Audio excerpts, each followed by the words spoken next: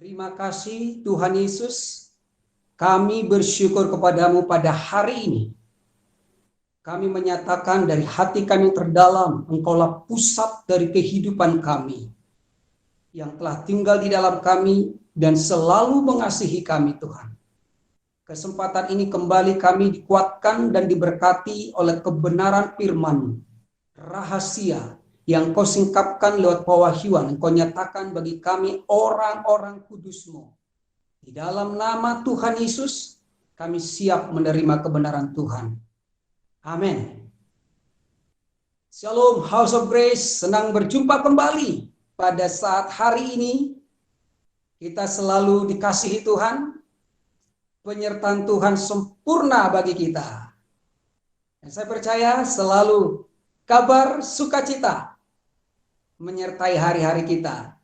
Hari ini kita akan kembali mendengarkan kebenaran firman Tuhan dengan tema betapa kaya dan mulianya rahasia itu, yang tertulis dalam Kolose 1 ayat 25 sampai ayatnya yang ke-27. Ini adalah surat dari Rasul Paulus kepada jemaat di Kolose untuk menyingkapkan suatu rahasia yang begitu kaya dan mulia, yang telah tersimpan begitu lama dan dinyatakan kepada orang-orang kudusnya. Kita akan lihat poin yang pertama, bahwa tugas yang dipercayakan Paulus, bahwa tugas yang dipercayakan Tuhan kepada Paulus dalam pelayanannya adalah meneruskan firman Tuhan dengan sepenuhnya. Sesuai dengan Kolose 1 ayat 25, aku telah menjadi pelayan jemaat itu sesuai dengan tugas yang dipercayakan Allah kepadaku untuk meneruskan firman-Nya dengan sepenuhnya kepada kamu. Ini adalah pernyataan Paulus kepada anak-anak Tuhan yang ada di Kolose, bahwa tugas yang dipercayakan Tuhan kepada Paulus adalah untuk meneruskan firman Tuhan dengan sepenuhnya. Yang diteruskan oleh Paulus adalah apa yang telah diterimanya dari Tuhan. Jadi bukan diterima dari manusia. Paulus menyatakan dan meyakinkan jemaat di Kolose bahwa apa yang diteruskan ini adalah berasal dari Tuhan. Perlu kita perhatikan, yang diteruskan adalah firman Tuhan, bukan doktrin, teologi, bukan ajaran ahli-ahli Taurat, orang Farisi, ajaran agamawi, atau rupa-rupa angin pengajaran yang mungkin sedang banyak digemari oleh orang-orang agamawi. Firman Tuhan yang diteruskan oleh Paulus adalah firman Tuhan dengan sepenuhnya. Jadi bukan sekedar firman Tuhan, tapi firman Tuhan dengan sepenuhnya. Jadi bukan sebahagian. Itu jelas. Ketika Yesus dibaptis, maka terdengarlah suara dari Bapa di sorga. Inilah anakku yang kukasihi, kepadanya lah aku berkenan, di dalam Matius pasal 3. Lalu dalam Matius pasal 4, Yesus dicobai oleh iblis. Dan iblis berkata, jikalau engkau anak Allah, jadikanlah batu ini menjadi roti. Jadi iblis tidak menyampaikan firman Tuhan dengan sepenuhnya, tapi firman Tuhan yang sudah dipotong sebagian.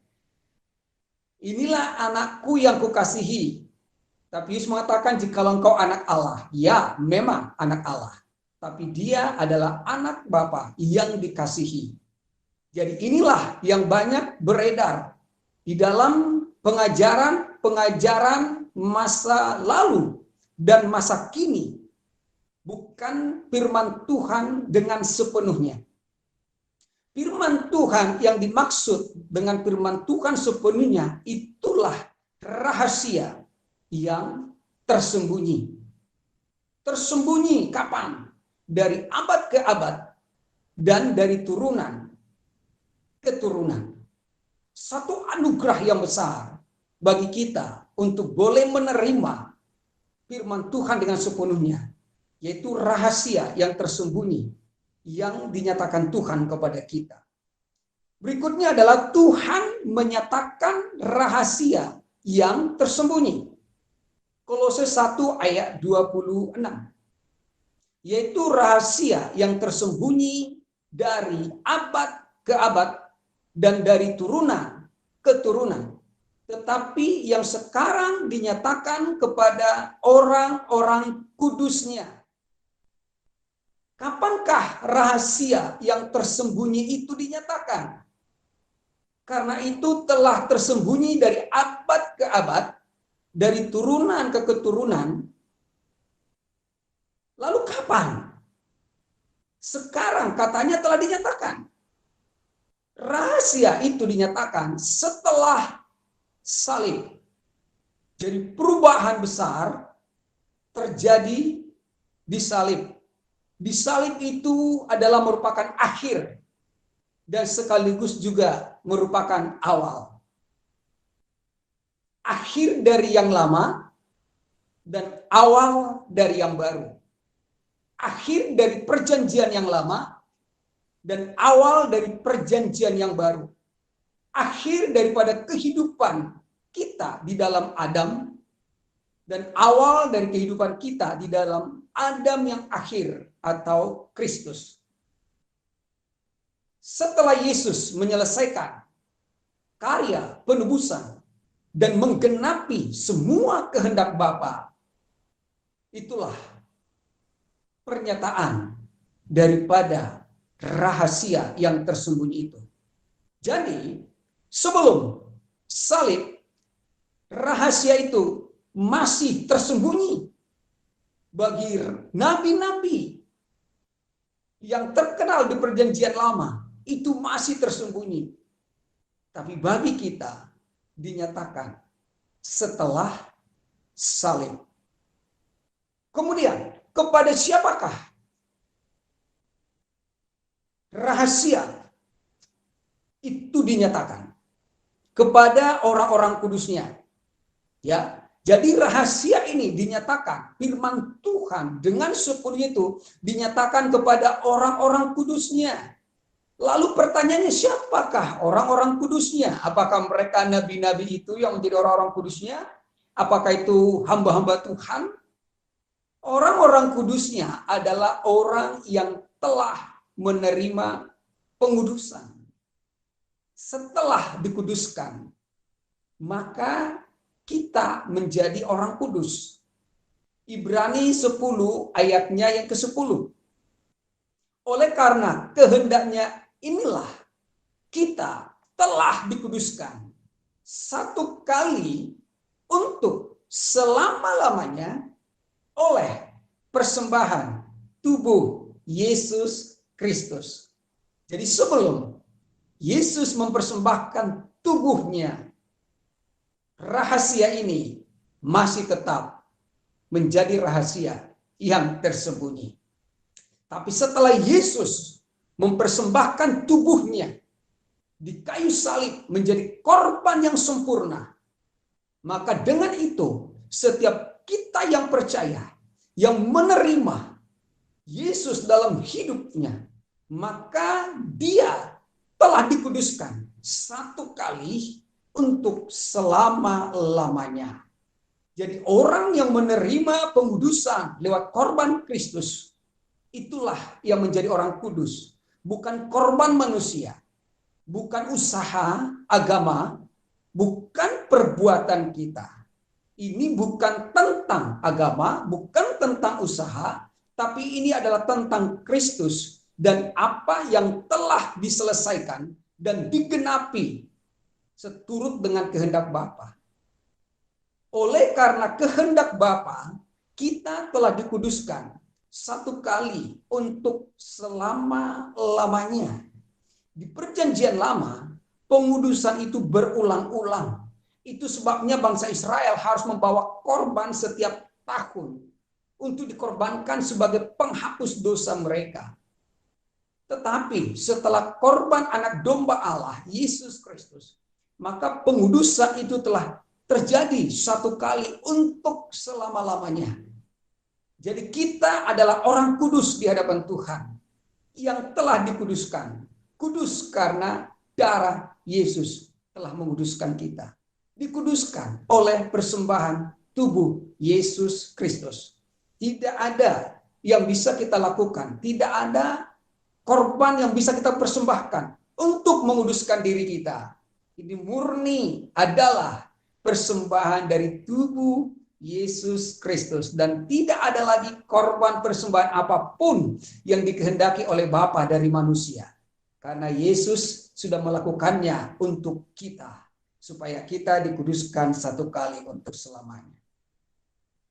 Lalu kita akan melihat betapa kaya dan mulianya rahasia itu. Betapa kaya dan mulianya rahasia ini. Kolose 1 ayat 27. Kepada mereka Allah mau memberitahukan. Kepada saudara, kepada saya, kepada kita, orang-orang percaya yang telah menerima pengudusan lewat korban Kristus. Tuhan mau menyatakan, Tuhan mau memberitahukan. Apa mau diberitahukan Tuhan kepada kita? Suatu rahasia. Betapa kaya dan mulianya rahasia itu di antara bangsa-bangsa lain. Orang-orang yang tidak mengenal Tuhan. Yaitu, Kristus ada di tengah-tengah kamu. Kristus yang adalah pengharapan akan kemuliaan. Jadi sekarang sudah disingkapkan rahasia itu. Firman Tuhan dengan sepenuhnya. Rahasia yang tersembunyi itu adalah Kristus ada dalam kita. Apakah rahasia yang tersembunyi itu? Kristus ada di dalam kamu. Jadi Kristus ada di dalam kita. Ini adalah rahasia yang tersembunyi. Karena di dalam perjanjian lama, roh Tuhan tidak pernah tinggal di dalam mereka. Roh Tuhan hanya ada di atas kepala mereka. Itu sebabnya roh Tuhan bisa undur dari seorang raja atau seorang nabi. Tetapi setelah salib, roh Tuhan telah tinggal di dalam kita. Sekarang kita melihat Kolose 2 ayat 27, ayat paralelnya dari bahasa Indonesia sehari-hari. Kepada umatnya itu, Allah mau menyatakan betapa baiknya dan agungnya rahasia itu untuk seluruh umat manusia. Rahasia itu ialah Kristus ada di dalam dirimu, di dalam dirimu, di dalam diriku. Yang berarti kalian akan turut menikmati kebesaran Allah. Kita masuk dalam kemuliaan Tuhan. Kita berada di dalam kerajaannya. Kita ada di dalam jalannya. Kita ada di dalam kehendaknya. Itu hanya bisa terjadi setelah Kristus diam di dalam kita. Kristus ada di dalam kamu. Inilah firman yang sepenuhnya yang diteruskan oleh Paulus dalam pelayanannya yang dia nyatakan kepada jemaat di Kolose. Kristus yang diam di dalam kita adalah pengharapan akan kemuliaan. Pengharapan tidak mengecewakan. Dan kemuliaan Tuhan telah dinyatakan dalam kehidupan kita. Seterusnya, di dalam poin berikutnya adalah rahasia yang tersembunyi dari abad ke abad dan dari turunan ke turunan. Jadi rahasia ini tersembunyi. Betapa mahal ya rahasia ini, begitu kaya, begitu mulia, sampai itu tersembunyi. Sekian lama. Rahasia ini telah tersembunyi dari abad ke abad dan dari turunan ke turunan, yaitu rahasia bagi mereka sebelum salib, ya. Jadi sebelum salib. Contoh, Abraham itu disebut sebagai sahabat Allah. Dalam Yakobus 2:23, dengan jalan demikian genaplah nas yang mengatakan, lalu percayalah Abraham kepada Allah, maka Allah memperhitungkan hal itu kepadanya sebagai kebenaran. Karena itu Abraham disebut sahabat Allah. Abraham disebut sahabat Allah. Tentu rahasia akan disampaikan kepada seorang sahabat. Karena seorang sahabat adalah seseorang yang paling dekat. Jadi rahasia itu biasanya diungkapkan kepada seorang sahabat. Tapi kenyataannya, sekalipun Abraham disebut sahabat Tuhan, namun rahasia ini masih tersembunyi bagi Abraham. Padahal Abraham itu juga adalah bapa orang percaya. Namun rahasia ini belum tersingkap kepada dia. Ini yang perlu kita pahami ketika rahasia ini telah dinyatakan bagi kita masing-masing. Padahal itu tersembunyi bagi orang-orang yang taat kepada Tuhan pada zaman perjanjian lama. Itu masih tersembunyi. Kita akan lihat lagi Daud. Daud juga dikatakan seorang yang berkenan kepada Tuhan. Dalam Mazmur 23 ayat 4, Daud berkata, sekalipun aku berjalan dalam lembah kekelaman, aku tidak takut bahaya, sebab engkau besertaku. Gadamu dan tongkatmu, itulah yang menghibur aku. Lembah kekelaman ini memang adalah pengalaman Daud sendiri ketika dia mengalami masa sukar. Hari-hari yang sulit di dalam hidupnya, sehingga dia menuliskan ayat ini. Sekalipun aku berjalan di dalam lembah kekelaman, dalam terjemahan lain itu lembah bayang-bayang maut atau bayang-bayang kematian. Seperti yang terjadi hari-hari ini. Kematian bisa terjadi begitu cepat tanpa diduga. Namun Daud mengatakan bahwa dia tidak takut bahaya. Alasannya apa? Karena Daud tahu dan dia percaya bahwa Tuhan beserta dengan dia. Itu sudah luar biasa bagi seorang Daud. Dia tidak takut menghadapi segala sesuatu karena dia tahu Tuhan beserta dengan dia. Bagaimana dengan kita saat ini? Haruskah kita takut melewati lembah bayang-bayang maut, lembah kematian ini? Bahkan terjadi secara universal. Kita diingatkan kembali oleh kebenaran firman ini. Namun Daud belum mendapat rahasia itu. Pun demikian, Daud sudah menerima satu keyakinan yang kuat. Sekalipun bagi Daud rahasia itu belum tersingkap. Sekarang bagi saudara dan saya, kita tidak berkata lagi bahwa Tuhan beserta dengan kita. Bukan hanya beserta dengan kita, tetapi Tuhan ada di dalam kita. Sehingga ayat ini, sekalipun aku berjalan dalam lembah kekelaman, lembah bayang-bayang maut kematian, aku tidak takut bahaya, sebab Yesus ada di dalamku. Saya ulangi, aku tidak takut bahaya, sebab Yesus ada di dalamku. Gadamu dan tongkatmu itulah menghibur aku. Gada adalah alat pemukul, mengalahkan musuh-musuh dan melindungi domba dari serangan musuh.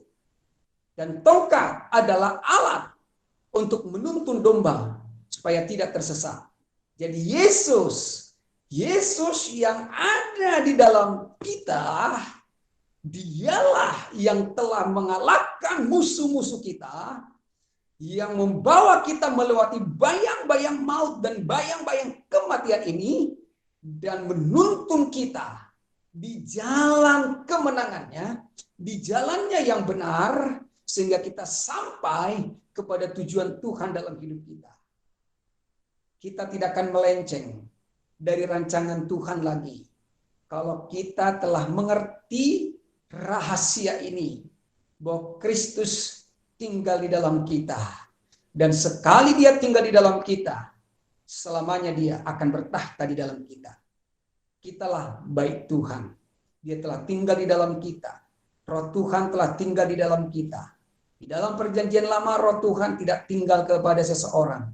Tapi di dalam perjanjian baru setelah Yesus mati, bangkit, dan naik ke sorga, lalu mengirim Roh Kudus, mengutus Roh Kudus, dia telah tinggal di dalam kita dan menyertai kita sampai selama-lamanya. Beda kehidupan mereka yang ada di perjanjian lama dengan perjanjian baru. Inilah rahasia yang telah Tuhan nyatakan kepada kita. Lalu poin berikutnya, bahwa ternyata tidak semua orang mendapat pewahyuan ini. Karena rahasia ini hanya didapatkan lewat pewahyuan dari Tuhan. Sesuai dengan yang tertulis dalam 2 Korintus pasal yang ketiga ayat 14 dan 18. Saya mulai dari ayat 14. Tetapi pikiran mereka telah menjadi tumpul. Sebab sampai pada hari ini selubung itu masih tetap menyelubungi mereka. Jika mereka membaca perjanjian lama itu tanpa disingkapkan, karena hanya Kristus saja yang dapat menyingkapkannya. Sampai hari ini, pikiran mereka tumpul. Kenapa? Karena masih ada selubung.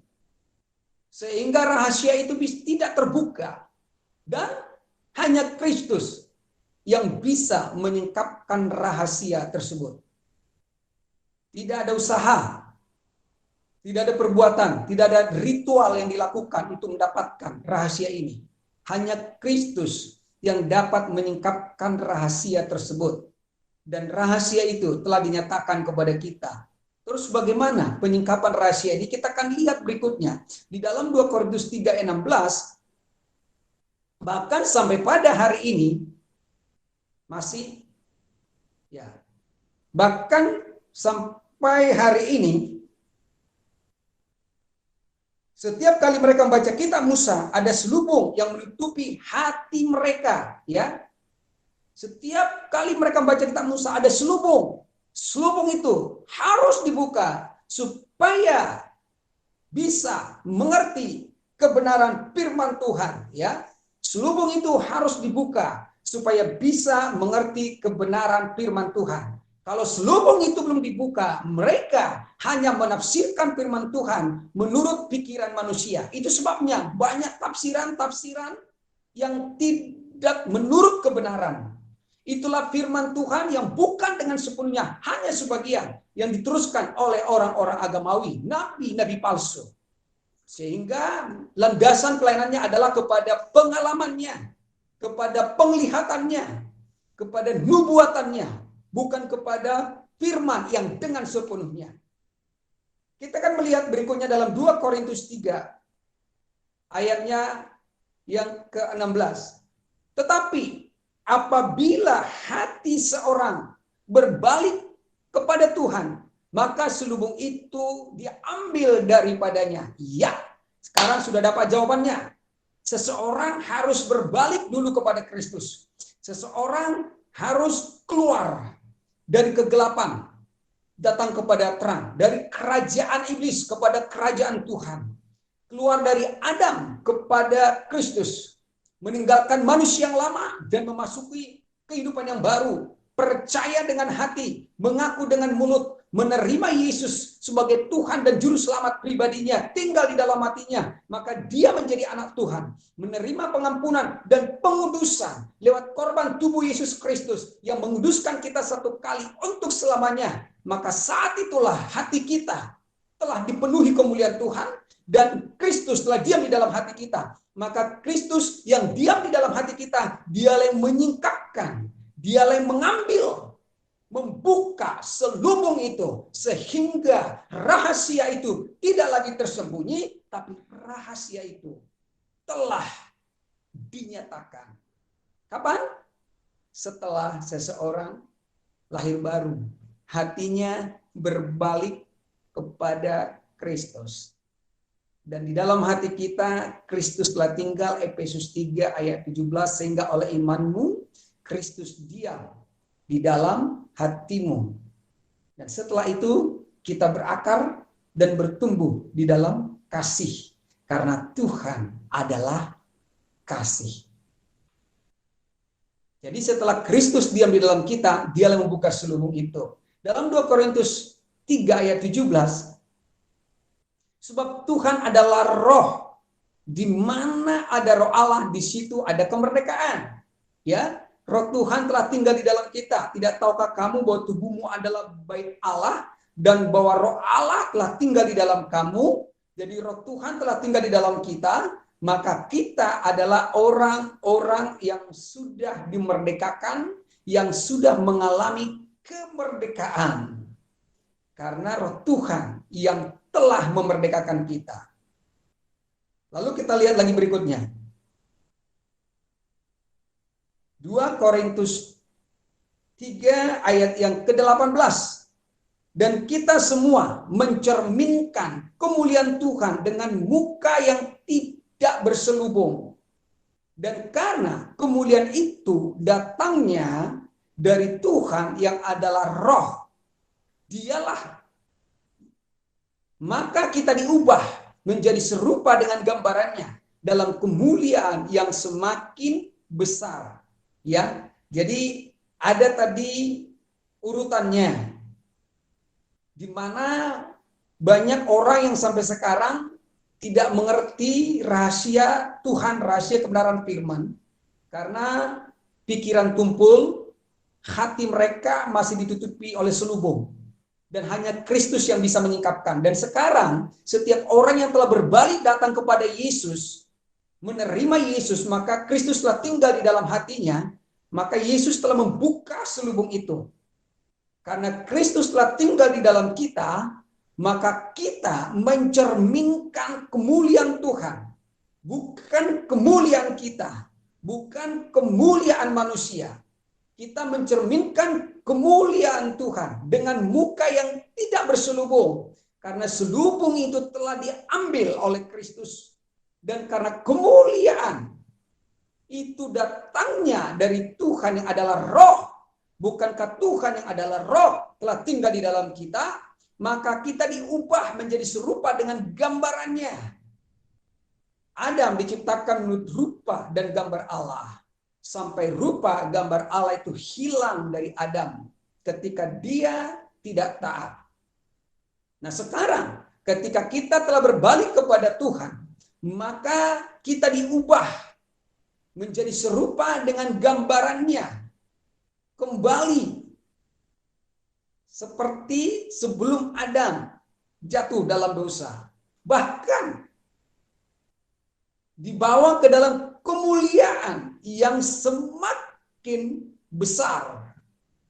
Kita mencerminkan kemuliaan Tuhan.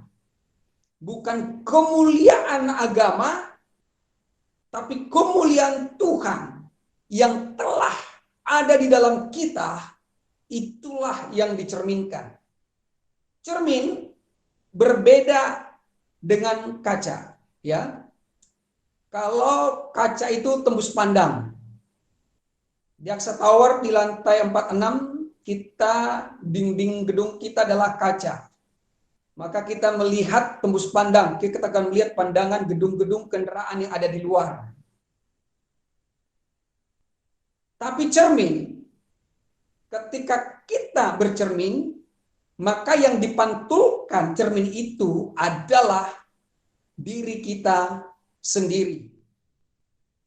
Nah sekarang kita mencerminkan kemuliaan Tuhan, sehingga yang kita lihat bukan lagi diri kita, bukan kelemahan kita, bukan kekurangan kita.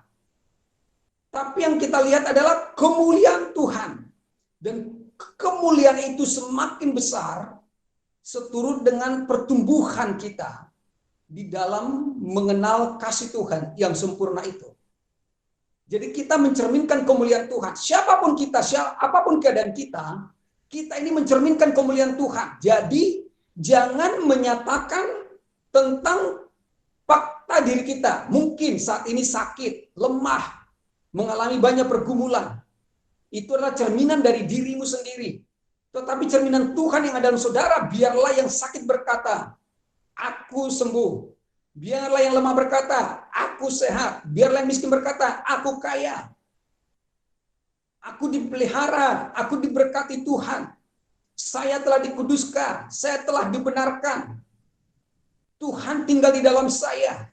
Tuhan membawa saya dan membaringkan saya di padang rumput yang hijau. Membawa saya ke air yang tenang. Menuntun saya di jalannya yang benar. Nama Tuhan dipermuliakan dalam hidup saya. Saya anak Tuhan. Identitas saya adalah orang benar. Identitas saya adalah orang kudus. Nah, itu saudara, cermin daripada kemuliaan Tuhan. Artinya pengakuan kita bukanlah tentang diri kita lagi, tapi pengakuan kita adalah tentang Kristus yang di dalam kita dan siapa kita di dalam Kristus. Dan ingat, kita mencerminkan kemuliaan Tuhan, bukan kemuliaan diri kita. Kemuliaan diri kita, kalau kita mencerminkan kemuliaan diri kita, kita bisa sombong. Orang-orang gak mau bisa sombong karena dia hebat, dia terkenal, pelayanannya besar. Atau sebaliknya, kita bisa merasa terintimidasi karena kita tidak seperti orang lain. Dan memang gak perlu. Kita ini diubah menjadi serupa gambarannya dan dibawa kepada kemuliaan yang semakin besar. Itu saja, fokus pada Kristus, selesai. Inilah rahasianya, saudara. Jadi kita nggak digiring kepada kehebatan seorang pengkhotbah, ya. Tapi kita hanya dituntun kepada kebenaran Kristus. Betapa kaya dan mulianya rahasia itu bagi kita. Sekarang kita masuk pada kesimpulan. Kesimpulannya adalah pertama, kita harus menyadari bahwa sekarang Kristus ada di dalam kita. Itu sudah permanen, ya. Dia sudah permanen tinggal di dalam kita. Tidak ada yang bisa mengubah. Keadaan dan kondisi kita bisa berubah. Bisa jatuh bangun. Tapi Kristus dalam kita tidak pernah meninggalkan kita. Dalam kitab Mazmur, Tuhan menetapkan langkah-langkah orang hidupnya berkenan kepadanya. Apabila ia jatuh, tidak sampai tergeletak, sebab tangan Tuhan akan selalu menopang. Jadi Tuhan yang di dalam kita, dialah yang setia. Sekalipun kita tidak setia, tapi Tuhan di dalam kita, dialah yang setia. Dan kesetiaannya akan terus menuntun kita. Dan pada akhirnya, kita juga menjadi orang yang setia. Karena yang setia itu ada di dalam kita. Yang benar itu ada di dalam kita. Yang kudus itu ada di dalam kita. Itu sebabnya identitas kita tidak pernah berubah. Perbuatan kita bisa berubah. Tapi perbuatan kita jangan mempengaruhi kita. Biarkan identitas kita itu yang akan mempengaruhi perbuatan kita. Sehingga kita akan hidup seturut dengan identitas kita. Itulah yang mencerminkan kemuliaan Tuhan tadi. Kemudian Kristus adalah pengharapan akan kemuliaan yang telah diam di dalam kita. Inilah rahasia yang begitu kaya dan mulia telah dinyatakan kepada kita. Dialah pengharapan kita dan pengharapan kita tidak mengecewakan. Karena kasih Allah telah dicurahkan di dalam kita.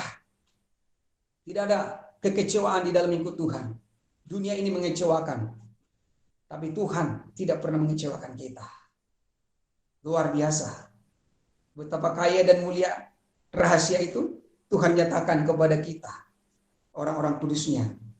Jadi itu artinya betapa berharganya saudara dan saya. Betapa berharganya kita di mata Tuhan. Betapa spesialnya kita. Kalau Tuhan Sang Pencipta yang maha besar, maha kuasa, maha kasih itu menyatakan sebuah rahasia yang kaya dan mulia kepada saya, kepada saudara. Bukankah itu sangat berarti bagi kita, sangat berharga? Berarti kita ini adalah orang yang spesial di mata Tuhan. Ya, jelas. Karena korban Kristus telah membayar kita teramat dan sangat dan terlalu mahal.